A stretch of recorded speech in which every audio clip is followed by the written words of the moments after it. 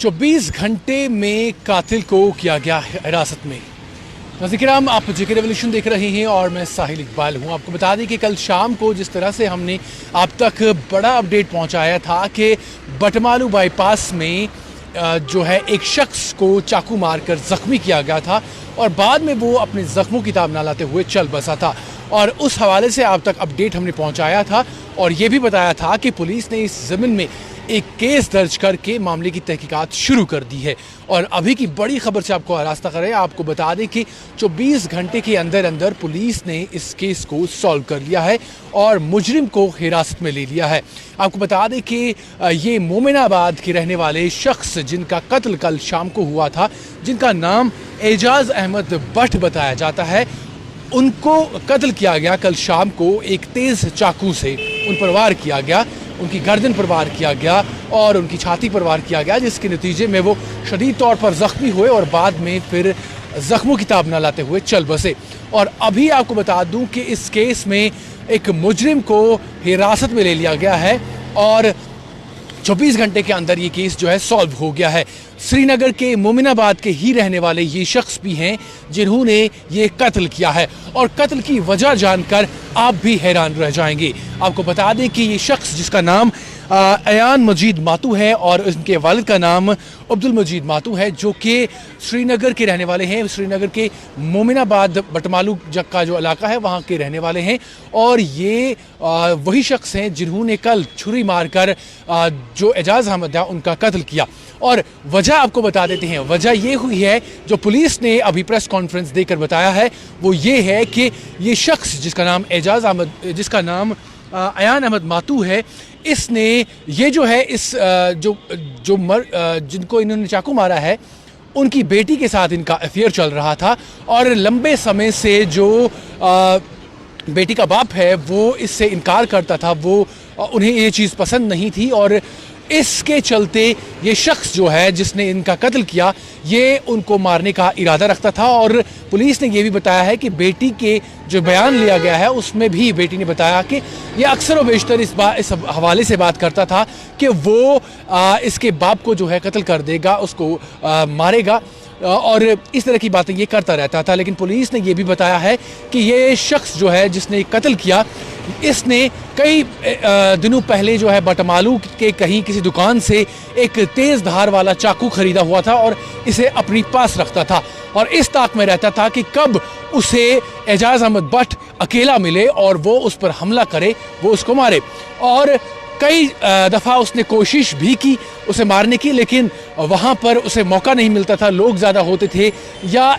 कोई ऐसी वजह रहती थी कि जहाँ पर वो वार नहीं कर सकता था। लेकिन कल शाम को उसने मोमिनाबाद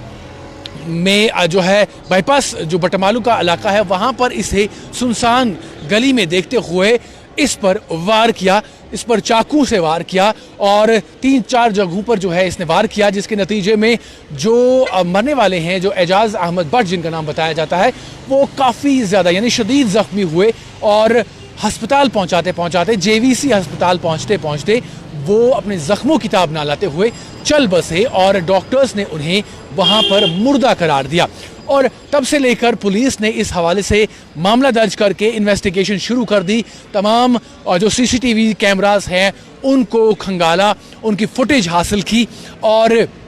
थारोली इसको इन्वेस्टिगेट करने के बाद ये बात सामने आई है कि इसमें अयान अहमद मातू जो कि मोमिनाबाद के ही रहने वाले हैं, जिनका अफेयर मरने वाले की बेटी के साथ चल रहा था और मरने वाले जो हैं वो इससे खुश नहीं थे, वो इस पर एतराज़ जताते थे, जिसके चलते जिसका बदला लेने के लिए अयान अहमद मातू ने ऐसा किया और बेटी का जो बाप है उस पर छुरी से वार किया और उसे मौत के घाट उतार दिया। ये कल शाम को वाक़या पेश आया, लेकिन यहाँ पर जम्मू कश्मीर या यूँ कहें कि श्रीनगर की जो पुलिस है उसकी सराहना करनी पड़ेगी, क्योंकि 24 घंटे के अंदर अंदर इस केस को सॉल्व कर लिया गया है। और अभी अभी प्रेस कॉन्फ्रेंस जो है वहाँ पर हुई है, वो भी हम कुछ देर बाद आपके साथ शेयर करेंगे, जिसमें पुलिस ने तमाम तफसीलात बताई हैं, वो आप तक शेयर करेंगे। लेकिन सबसे पहले ये अपडेट आप तक पहुँचाना ज़रूरी था और आपको बताना ज़रूरी था कि हमारे समाज में किस तरह से हम डिग्रेड होते नज़र आ रहे हैं। हम आए दिनों यहाँ पर जो क्राइम रेट्स हैं वो किस तरह से बढ़ती नजर आ रही है। और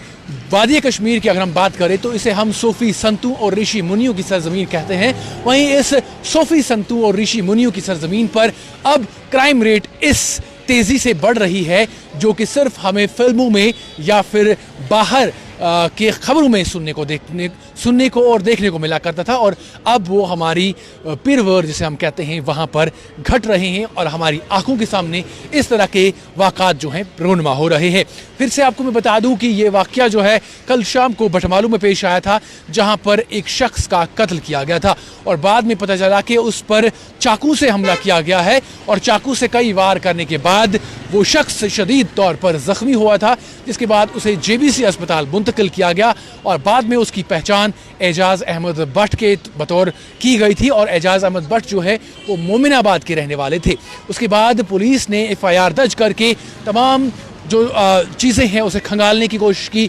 CCTV फुटेज हासिल करने की कोशिश की और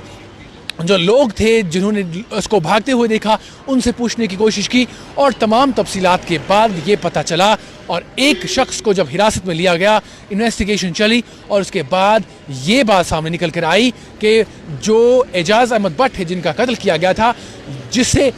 मारा गया यानी जिसने उसको मारा वो एजाज़ अहमद भट्ट की बेटी के साथ उनका अफेयर चल रहा था और एजाज़ अहमद भट्ट जो है इस पर एतराज़ जता रहे थे और काफ़ी महीनों से ये चल रहा था, इस पर एतराज़ उन्होंने जताया था। और